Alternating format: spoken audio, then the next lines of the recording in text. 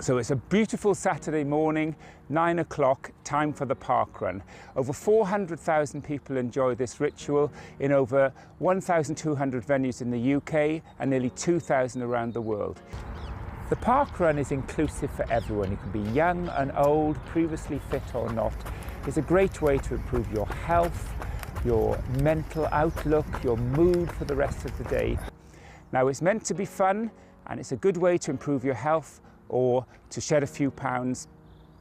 And it's not meant to be that competitive, but there is a competitive edge. People want to beat their friends or relatives or get higher in their age categories. But the biggest rival you've got is yourself, how to beat your own personal best. When it comes to your personal best, there's no quick fixes or shortcuts. It takes perseverance, consistency, and above all, patience.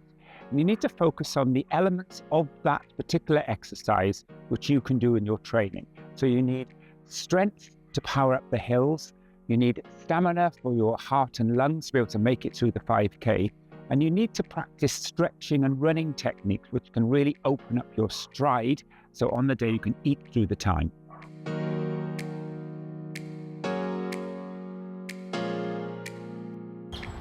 Hill strides are an excellent way to prepare for the park run. They improve muscle power, heart and lung stamina.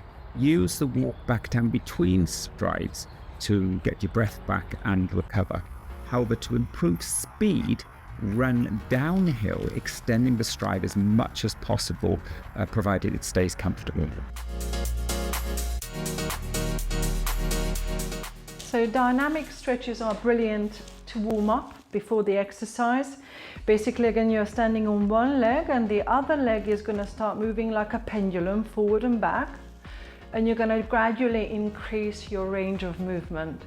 So eventually the leg is moving quite a wide range, going into flexion at the front, extension at the back. And you can take it as wide as it feels good. Trunk is fairly static, you're breathing, moving forward and back. You can then change it around, go to the front. Same exercise, but now your leg is moving across and out. So you're moving between abduction, adduction. Again, make sure the pelvis is still.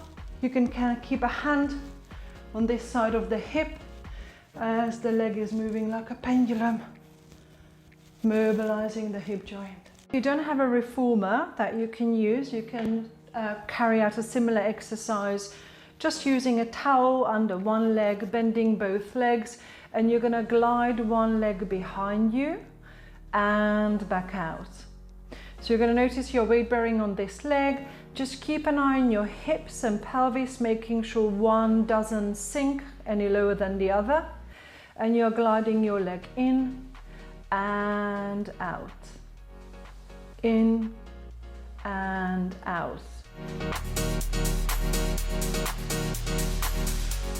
When you start exercising more intensely, you need to put more emphasis on a healthy diet. So think about oily fats, which are good slow release energy sources, protein, not just from meat, but from oily fish, seeds such as quinoa, particularly chia seeds. Nuts are packed full of protein, but they're also very rich in minerals, which you're going to need more of when you're training. The article explains the reason why gut health is particularly important when you're training more intensely. So think of prebiotic foods such as mushrooms or artichokes, beans, as well as probiotic foods including kefir and kimchi.